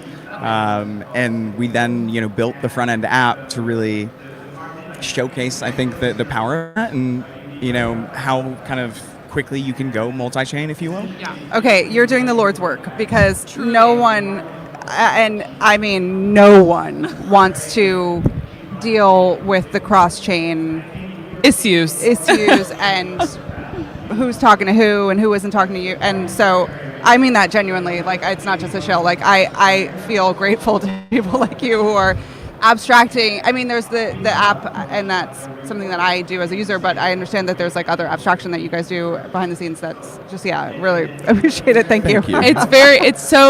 It's really seamless. Yeah. Like, it's all the scary parts are gone. I'm sure they're under the hood. But okay, so I want to ask you, what is the difference between bridging and swapping? That might be a dumb question, but genuinely. It's a great question. Okay, thank you. Thank you. One that I didn't necessarily understand, early on in my career as well. Bridging is effectively going from one chain to another chain, but in the same currency. Okay. You're not swapping tokens, and ideally, you're not minting or burning. On the other side, Okay. It's the same standard. Really, if you want to think about it, it's like, let's take USDC on Arbitrum, Okay. and let's go to mainnet. Okay. We're not going to change the token standard. We're not going to change the token or the asset in your wallet, but we are going to change the actual underlying chain it's on. Okay, that makes a ton of sense. And then swapping would be like you're actually changing the currency and the blockchain. Exactly, and this is where that qualifier of, is it a cross-chain swap or is it a same-chain swap? I see. Okay. Comes into play. Okay. The irony being is a cross-chain swap really is a bridge and then a swap. Okay. If you want It's to doing think about it in both. 2 parts, right? Yeah. Okay, that makes sense. And since you have to, since your role in the ecosystem is to connect all these chains, like, you must have so many friends. Do you have a lot of friends across all these different chains? I think by design, if you ask anybody, close to me, they would say I'm just a social butterfly by default. Okay, I mean, it seems like you have to be going one by one to get all these people integrated. Yeah. So which one's your favorite? Spicy. No, I've you known don't have to- Adam Ilinich probably for the longest time. Okay, nice. I love naming names. Yeah, and like that, if you want to do the LinkedIn research, we can then find the partner that Great. qualifies. So I was just everybody's joking. fantastic. Everyone's right? great. We love them all equally. Anyone, we love yeah. them all equally. Thank you. Okay, so that makes a ton of sense. So you have the app, and then there are other integrations that, like, people are using you for in their stack too, right? Yeah, exactly. Okay. So the app really, under the surface, just utilizes the API. Yeah. Okay. And I think does a good job of like showcasing just what you can do with it. But then you look at an app like Axiom, Okay. where we're helping users, onboard into a specific token. Same thing with, the underlying kind of partnership with Fun, who powers Polymarket. Yeah. Katana, the list goes on. Yeah. But I think that is really the more powerful experience, because in that UX, you're doing what you want to be doing on chain. The UX on a bridge or a swap provider, it's like, great, now I have to go to where I actually, want to play on chain. Yeah, totally. Makes a ton of sense. And are you thinking about, like, I don't know, we're living in a world that's sort of like a cross-chain universe. I think that will continue to be the case. And I think there will be, a few chains that win in the end. But curious, like, how are you both, I guess, personally and also at Relay thinking about sort of the future of multi-chain worlds? Like, what is sort of the internal conversations around that? It's a great question. I think even before before Relay existed, I've always had the thesis, amongst many people I think in our space, that it is going to be a multi-chain future. Yeah. Like, I'm pretty sure that thesis isn't proven at this point, but yeah. I'm not a scientist, so bear with me. I think when you look at, like yesterday, for example, I was paying a vendor who had made some custom mate mugs, and they wanted USDT on Tron. Okay, well, And The vendor did? The vendor did. Okay. Incredible, right? Yeah. And so I literally went to Relay and just did Fire it a up. cross-chain swap. And, I kind of said to myself, I was like, oh shit, like we are in a multi-chain future. Yeah, and it's this happening. is the future of payments to an extent. Yeah. So, yeah, I think some of the more interesting conversations are around more recently launched chains like Plasma, which Plasma and Katana have both integrated yield default into their ecosystem. I think it seems like we're going into an ICO kind of winter, if you will, and I think all of the underlying infra that's been built around to facilitate that is very, very interesting, like Portal and Monad. Yeah. And there's been a number of pretty significant L1s that launched this year. Yeah. And same to say, like, the EVM space obviously continues to be incredibly vibrant now, bringing in so much of the institutional capital and making it super, super easy for both retail users and institutions alike to really start to trust crypto again. Yeah. Man, I'd want to be in your guys' business right now. With the last year of announcements around different chains and coins and everything, I'm like, it's a good business to be in. We'll say Our engineers hate us. Yeah, I'm sure. Like, another chain? there's nothing quite as scary as bridging. Like, I will say that's probably one of the most fear-inducing I think that's moments. trauma from you being in crypto too long. Because I feel like it's gotten, it was It is, 4 yeah. years ago, it was like, don't do it. It's 15 minutes. Don't do it. Just don't do it. do Like, it. it's just Don't not going to come. happen. Whatever you need, don't go. Exactly. And I think, like, honestly, in the last year, Yeah. it's I don't feel that same, like, horror, I'm sweating, I'm doing this thing that I did. I guess the reason I say it though is just to be in his shoes, like as a business, it just would. Yeah, I would not be able to sleep at night, like literally. But That's why we're doing this. Right, exactly. Okay, I want to talk a little bit about the scale. 6 million plus users, 75 plus chains, 60 plus million transactions, $8.5 billion in volume. That's crazy. That's a lot. What are some of the common behaviors, So swaps? funny. What are you seeing? None of this data is accurate anymore. It's like we're probably old. pushing. It is, and it's not that old. Okay. But it's been a crazy last couple months. Wow, It's that's been amazing. a while, I mean, Relay's maybe 20, 21 months old. Yeah. And we went from, single digit in the millions volumes to now pushing obviously tens of billions. Wow, in that's total incredible. Over Yeah. the whole time Relay's been alive. But I think a lot of it has to do, and we were just talking about, the past trauma Yeah. dealing with bridging. And I think a lot of that comes with both difficult UX, certainly, and then the security kind of risks. Yeah. And so many stories, of bridges that have been exploited or whatever. But one of the more interesting aspects about Relay, and not to get too technical, but the cross-chain intents piece really allows us to ensure that our users at the end of the day remain very, very safe. Okay. Because there's only so much at stake, right? Yeah. We don't ever have their funds. And so it's like we can't be exploited because Yeah. we've never, it's kind of beautiful, but it only exists with this underlying kind of slow but secure layer of like native bridges. Yeah.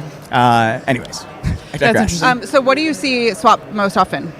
I think we are in stable season for sure. Yeah. Okay. So I think it's going to be USDC, USDT, mainnet Ethereum. I'm trying to think who else. There's been obviously a ton of Sol, Yeah. Sol, whether it's going to BNB or on Sol itself. Okay. And people still participating in that meme coin. Yeah. I don't know if I can swear on this, but shitcoin. Yeah, kind of, totally. Go boss. kind of meta. But I think the other piece is, you have a chain like Katana or Plasma, which a lot of users are going to. Yeah. Yeah. and like not really withdrawing. Oh, interesting. Okay. And so you're starting to see that adoption of like, okay, I want to go into a currency that is also generating yields and not really have to think about it, or within that, experience itself, I can, integrate directly with Morpho or Aave, wherever they decide to kind of earn those yields from. Okay. Yeah, great question. Cool. Interesting. Okay, we are at time. Yeah. But we do a little game here. Okay. Where you get, it's called the shill minute, and you get 1 minute I'm getting my timer. to shill anything, and hopefully it's not relay. Hopefully it's something else. So far, what we've had is meditation and travel. Previously, we've had the Bay Area. One time we had someone do the like cube that makes you not be able to use your phone. So it can be food, it can be drink, whatever you want, but Amazing. it's 1 minute on the clock. Are you Starting ready? now. Okay, go. Okay, the take is we need more DJs, but I want to add I want to add context. This is coming from Okay. 12 years of DJing in New York. Okay, whoa, okay, I'm giving you your minute. Because putting a playlist on does not make you a DJ. Facts. Setting a record on a turntable Okay. and dropping, the pin at the right time, being able to mix without the heads-up display of a CDJ. Okay, That is true instrumentation Okay. and craftsmanship. okay. We need more DJs. We do not need more playlist pushers. We do not need more sync button pushers. Okay. We just need better kind of. Wow, I Artist, had DJ artist, like artistry. Artistry. Exactly. Yeah. Exactly. Okay, wow, you made the point in 45 seconds. That's pretty iconic. I recently tweeted, "You can't all be DJs," and I got to tell you, it got a lot of activity on Twitter. Yeah. Wait, But- what was it? We can't all be DJs? You can't all be DJs. 100% agree. Like, that's without Yeah, question I think you guys true. are aligned. We're on the same page. Okay, Patrick, thank you so much for coming on. Thank This you. was so fun. We love your product, genuinely. And great to meet you in person. Pleasure. Okay. Natasha, Dina, thank you so much. Thank Thank you. Great stuff. Okay, love Relay. Catherine. We love to Simo see of it. Space and Time. Oh, I don't see her, but Not here yet, but I feel she will arrive. She will arrive soon. that was a great show. Great shill minute. Great 8+ shill minute. shill minute. I think I had the vibe that that's his Subway take. He had it locked and loaded. And I was like, yeah. I love that. Yeah, Coming yeah, in he was ready. What I wanted to ask him, but we didn't have the time to, is I wanted to know what the weirdest swap he's ever seen was. I know, esoteric swap. I saw that in the I I was saw like- that in the notes, and I'm like, that's a beautiful name for something. A show, esoteric swap. I wanted to know what the most esoteric swap you've seen, and like the route it take, like going some 75 blockchains. Like there's some in there that are just Hot take, too many blockchains. like a dead dud thing that someone was like. I mean, I've been that person before where I had something in a chain that essentially died. No, I literally saw the help email come through, and I was like, a help email to a chain? We're in a dark It spot. was crazy, and But you had like money. You had to get out. I had $2,000. That's significant. It's a used Toyota Camry. Yes. In a dead Maybe the chain. Jetta that you own, in fact. that was sitting on a dead chain that honestly I wouldn't even be. I would be happy to name and shame them if I could remember it, because You were so upset I was about so it. upset about it. Yeah, fairly. And all of their products had been deprecated because no one was paying attention anymore. Yeah. And no one was building it, and no one was updating it. And then Graveyard. I had tweeted about it, and someone was like, "Oh yeah, just come to this page and connect your wallet to my thing," which was 100% going to be a scam, and they were going to drain my funds. 100%. But it was masked in this like, "Oh, I'm going to help you." Yeah. And luckily, I had my wits about me, and I did not. Good for you. Connect my wallet. Good for you, there. because the other day you did not have your wits about you, and you opened up a paperless post scam. We're on our weekly, our daily stand-up, and Dina goes, "Ooh, I think I just opened up something I shouldn't have." It was actually quite sophisticated phishing It was a phishing attempt. Unsuccessful though in the end. Well, I mean, it was successful in that I opened the email, but I did not download the software that it was then prompting me to Okay, do. well, what So happened is it was a paperless post. It was a paperless post. It was an email that said, "I'm inviting." It was like a. You're invited. Dina's like, I'm there. I'm like, please, the loneliness epidemic. It speaks to such. So, well, here's what I will say. It was from not a person that I knew, but as parents know, you get stuff, paperless posts from Kids people you invite don't know. things. Yeah, Okay. from other parents that you're invited to someone's 10-year-old birthday party. And so getting an invite from someone's email that I didn't recognize was actually pretty typical Yes, behavior. it's So happened, yeah. I just want to point that out to start.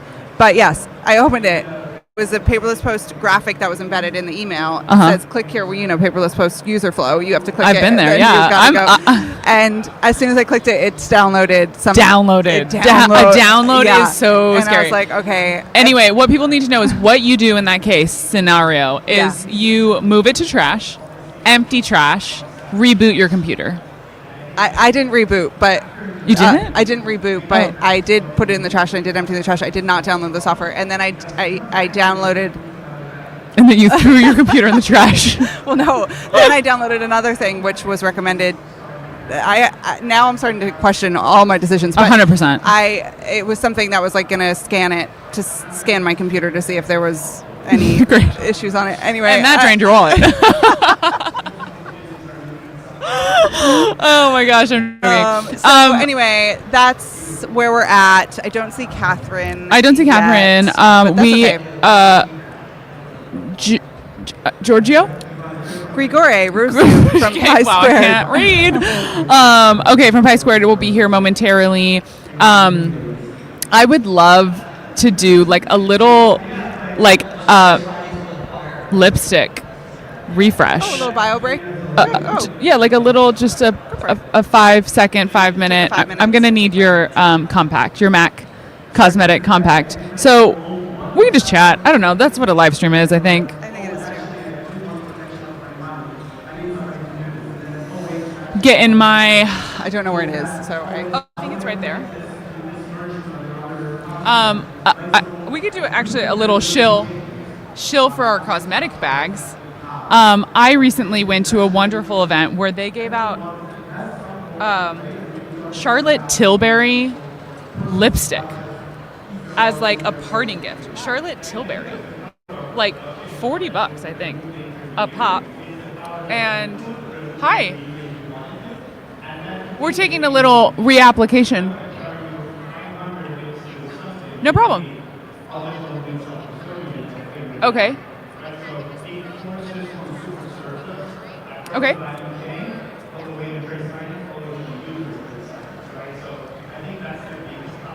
We're going to take a little break. taking a break. We'll Be back. See you soon.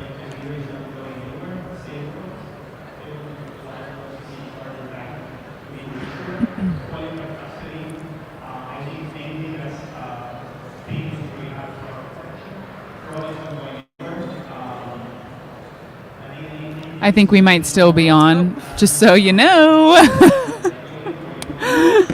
I'm going to use this as well. Just a little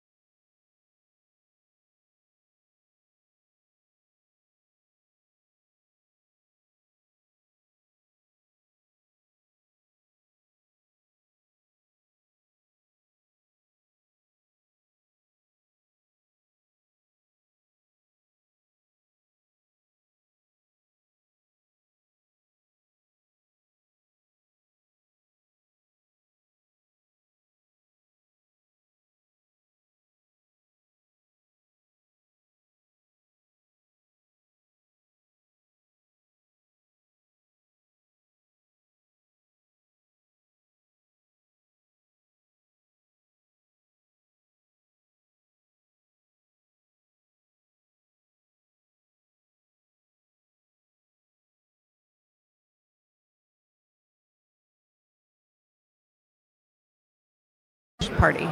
Tonight, great. Oh, we're live. We're on. We're back. Hot mic. Hot mic. Hot mic. Oh no, we're not back yet. Okay, Here we are. we're back. Had a little just- break. We did have a little break. I just want to talk again about our event later today. Yes. It is with Polygon and Pod Network, and also Party Pals, Privy, and Blockade. Yes. Shout out to them. Going through the RSVP list right now, and basically what happens is you RSVP, and then we Decide your fate. No, we approve people from there. And just to give a sprinkling of the who's who of crypto that will be at this event tonight, I'm seeing folks from Uniswap Foundation, Monad. I'm seeing folks from Bitpanda, Off-Chain Labs, Blockworks. Let's see, a lot of Uniswap Foundation people.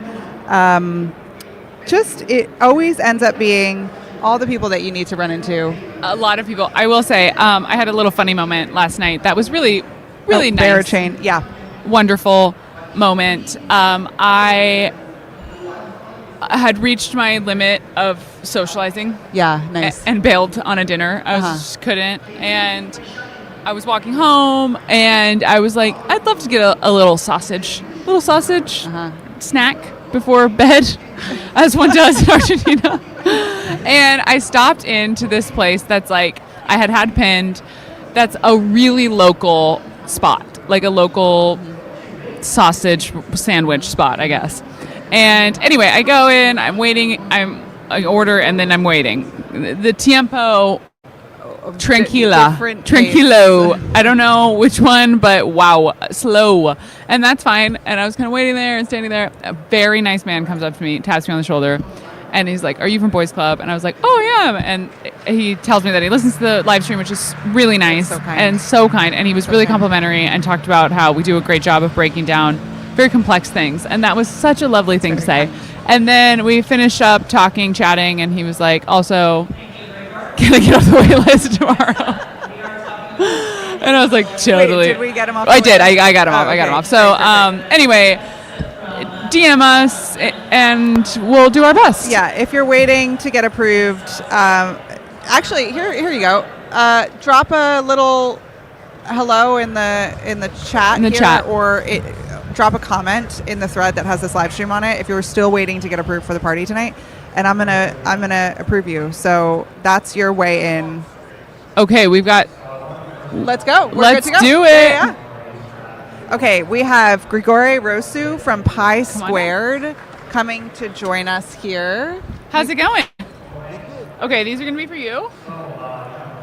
And then you're going to want to hold this quite close. Okay? Hello, hello. There you There go. you go. So great. Good So job. you're just fresh off the main stage. How you doing? Yes. Great. It was a great audience. I loved it. They asked questions. In such Great. a big, they're not used to questions in such a big room, but Yeah. people Yeah. ask questions. No, people are really locked in. They're very engaged here. It's Full- been really, full really house. impressive. Full house and lots of questions. Yes. So, okay, what's Pi Squared? Pi Squared is a new company. We launched it last year, and its mission is to build the fastest decentralized network for instant payments for humans and AI. Okay. Okay.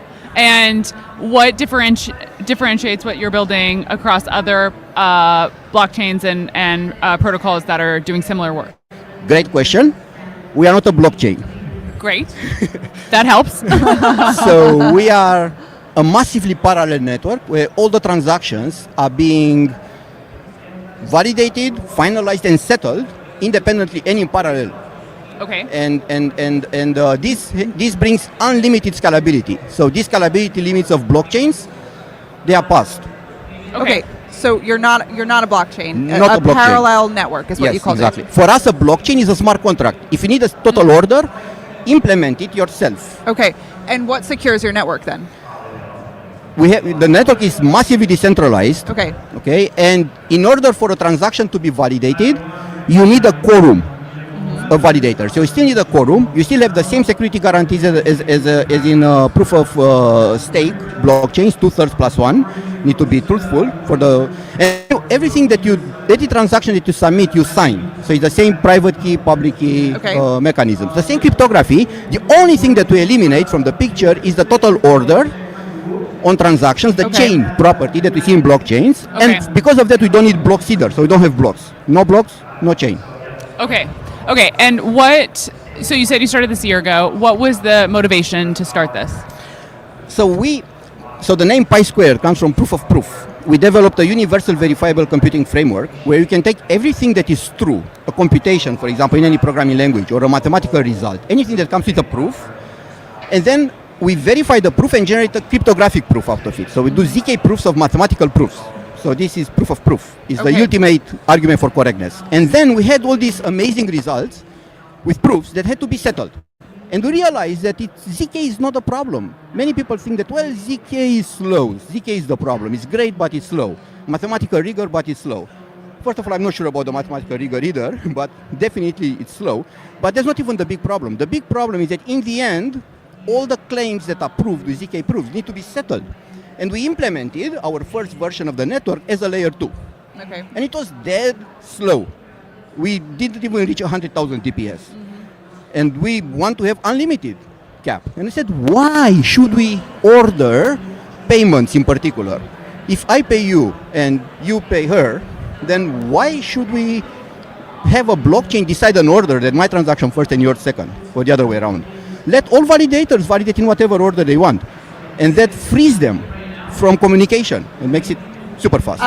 Doesn't and I might be speaking out of turn, but my understanding of why there was an order was to prevent the double spend problem. How does yours? That's a great question. That? Great question. So indeed, it was believed in early 2000s, and Nakamoto was a product of that, philosophy, that in order to avoid double spending, you have to totally order the entire universe, and then every single player will have to order their transactions. Either one comes first or the other. Actually, not them. The blockchain will order for them in case they try to double spend. Well, it turns out that there is a better way to do it. And that was invented 5-6 years ago. So in Nakamoto's defense, he didn't know this science. So it has been proved by academics with very rigorous proofs, very complex proofs, that actually, instead what you can do is the following. The validators maintain a total order only for each client. So all your transactions will be in order. All your transactions in order, all my transactions in order. Okay. But they don't have to be globally ordered in any different way. They can be interleaved arbitrarily. And it turns out that even if validators receive all these payments, transactions in different orders, eventually they will have the same state. This is called strong eventual consistency in concurrency theory and distributed systems, and that's what we prove. Blockchains have strong consistency, which is a stronger notion saying that everybody at any given moment, all the validators will have exactly the same state. But that's too strong a requirement for payments. And we need payments first and foremost in Web3. Scalable payments. Okay, and so we're at a blockchain conference. We're here at the Ethereum's World Fair. What, with your take that blockchains are over, I saw you have a hot take that said blockchains are over. Why would I choose Pi Squared versus one of these other networks to deploy on that is a traditional blockchain? Why am I deploying on Pi Squared? Because you want instant finality. Okay. If you go to our website, we have a wallet you can play with. It's fastset.xyz. Our protocol is called fastset.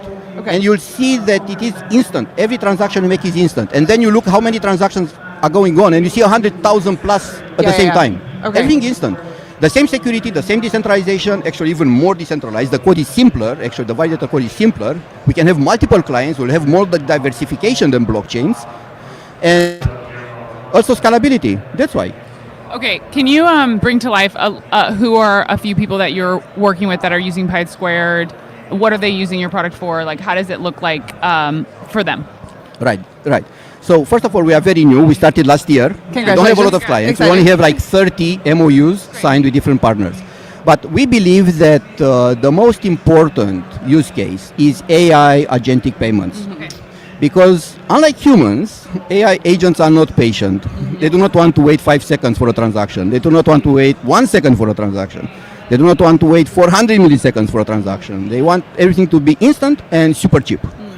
And we started talking with several AI agentic companies. Initially, they were very disappointed. They thought they have to implement their own layer 2 because the existing blockchains are too slow and so on. And then we started showing them how fast Facet can be. And they said, wow, then we should use Facet for payment. Yes.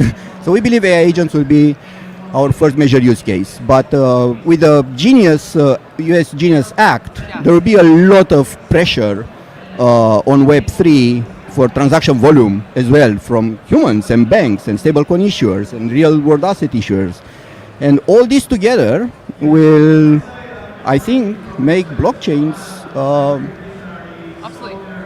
Yeah, I don't want to. I have many friends working on blockchains. Don't take me wrong.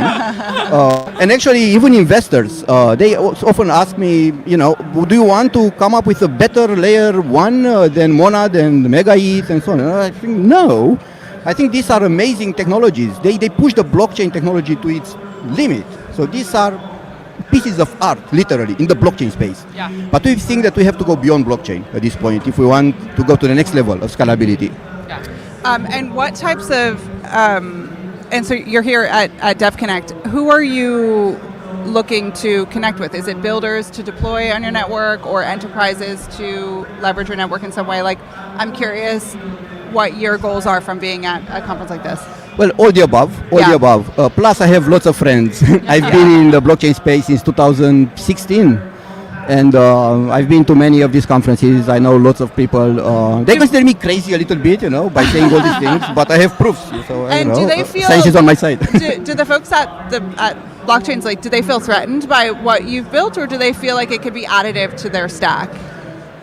I think what will happen is that many blockchains will slowly migrate. We already see signs in Sui, in Mega ETH, in Monad, where they push a lot parallelism. Yeah. But they still have a sequential mindset. Okay. So parallelism is only an optimization. They say, okay, if we have these transactions which don't depend on each other, let's optimize, let's execute them in parallel.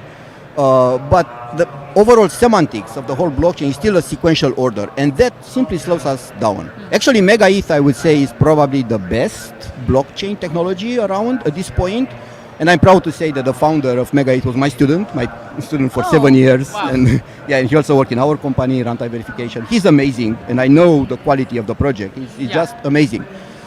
But it's built on the same religion, that we need a total order, we need a ledger, and then to optimize we need blocks. But what Mega ETH does compared to other blockchains, which I think is amazing, is that they incorporated knowledge in the sequencer that allows the validators then to execute in parallel much faster, much more optimized. While other blockchains, they say, well, this is the block, let's try to execute in parallel as much as we can. No, they planned for the parallelism. So that's what makes them faster and better than, I think, all the other blockchains. Wow, interesting. But there is room beyond blockchain. That's my point here. So you feel embraced, not people don't.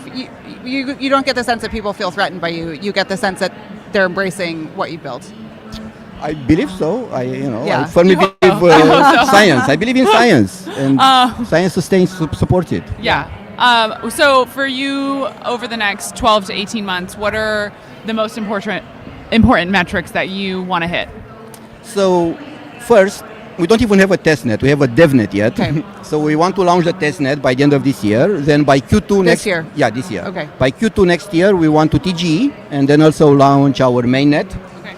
But minimal mainnet, only for payments. Okay. And one product only, which we call OmniSet, which think of it as a universal liquidity hub that unifies liquidity on the various L1s, L2s.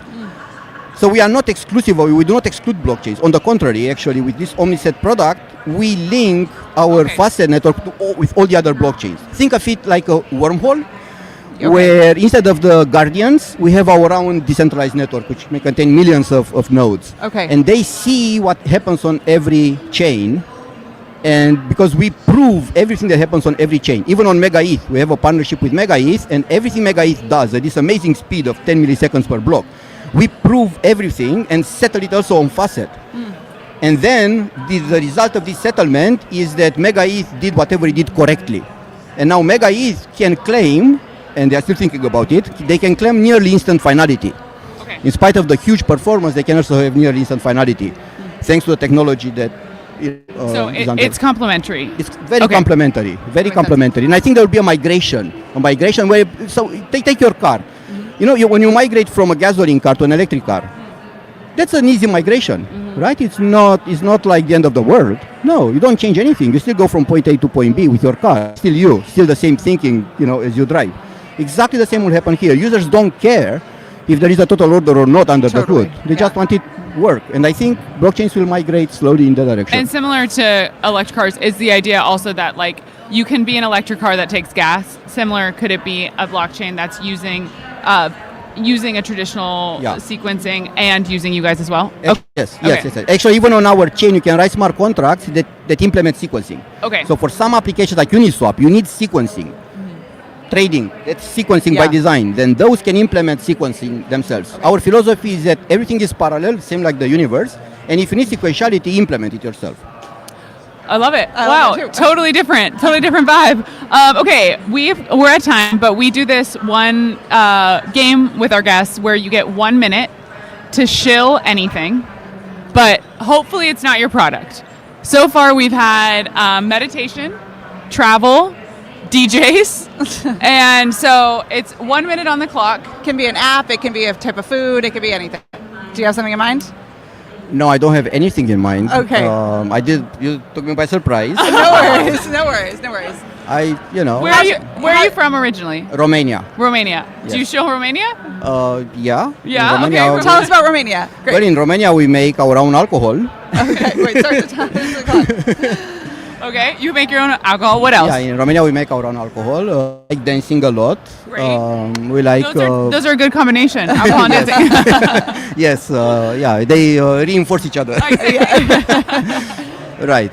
And one of the best memories I have with my father is when we were making alcohol together. What kind of alcohol is it? It's like palinka, it's made out of plums. We call it tsuika. It's like rakie in Eastern Europe. Okay. Yep. Yeah. It's everybody makes it differently, and everybody's very proud the way they make it. Okay. And nice. of course, my father and I, we play backgammon and make alcohol. Oh my gosh, that's great. And then we get drunk. So what? My father has to finish the job. What's the name?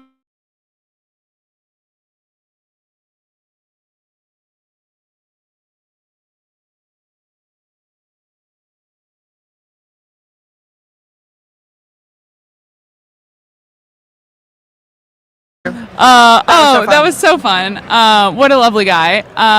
Okay, we have one last Sebastian Serrano guest from here. Grupio.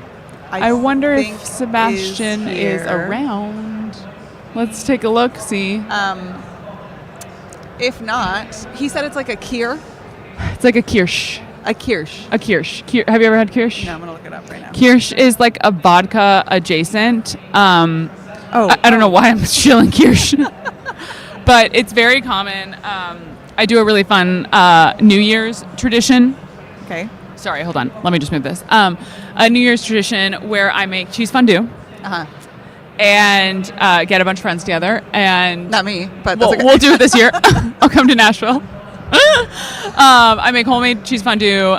You have big salads and lots of bread, and you dip your cheese fondue you dip your bread into the cheese fondue, and then if your bread falls off of your fondue stick into the thing, you have two things that you have to do.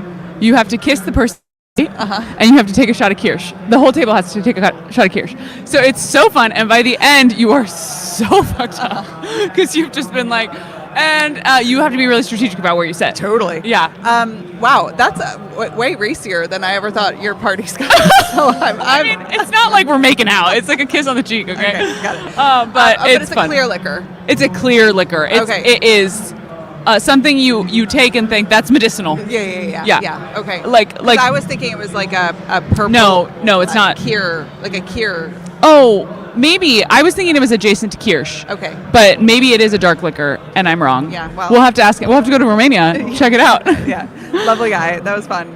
Really fun. I was like, this is a whole different way of thinking. Okay. I was like, I hope that, and I probably said it too many times, but I hope that people I mean, there's some you could interpret what he's building to be very competitive. Yeah. to blockchains.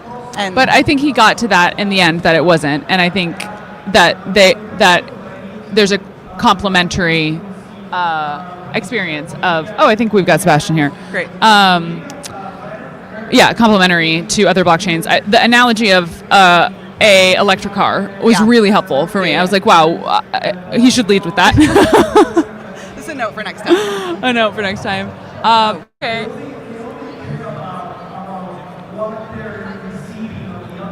Hi. Hi. No problem. How you doing? How's it going? Very well. I'm Natasha. Nice to meet you. So nice to meet you. Dina. Nice to meet you, Tina. Okay, I know we're tight on time, so we'll keep it to a Tight on time. And this is you. a And hard, you're gonna hold this is it me. a hard close. five. Okay, tell us what's Ripio. Ripio is one of the first crypto companies in Latin America. We started in April 2013, so we are 12 years old. And we basically started as one of the first Bitcoin wallet in Argentina and one of the first in the world. And over the years, we grew across all Latin America. We have wallet exchange and B2B services. Over the last few years, we have focused a lot more in B2B, and we are providers of some of the largest institutions, fintechs, and banks. They need you on the main stage. They need. Ooh, they need you on the main stage. Well, it's lovely to meet you. I did a lot of research on your company, and it's incredible what you've built. Yeah, So and thank you for we- being here. We're very fans of Polygon, and Us too. Us too. They are picking me up. Wow. Okay. Pleasure to meet you. Nice to meet you. The main stage calls, you must answer. You must, and I will say I was really excited to I chat know. with I him. was like dying to talk about hyperinflation with someone who understands it. And yeah, home country, home crowd. Oh, I thought you were going to say, oh boy. I was like, sure, yeah. No, I was really 24 million users on On the platform. the platform, and yeah, so we'll A have lot to of have people, mass adopted. yeah, I would adopted. Say, I would say we hit that. Okay, well, this has been such a lovely time here. Is that the end? That's This is the end. This is the end, or just the beginning, depending on how you look at it. Yeah, well, it is the beginning of The rest of the conference. the rest of the conference. Again, if you are coming to, if you are in Buenos Aires and you want to come to our event, please reply in that thread. We'll push you through on the list, approval, and excited to see everyone It's tonight. been so fun to be here with 20,000 of my closest friends. Yeah, this is so fun. This is so fun. I'm so grateful to be here. Hopefully we'll see many of you tonight. And that's all for now. See you next time. See you next week. Okay. Bye.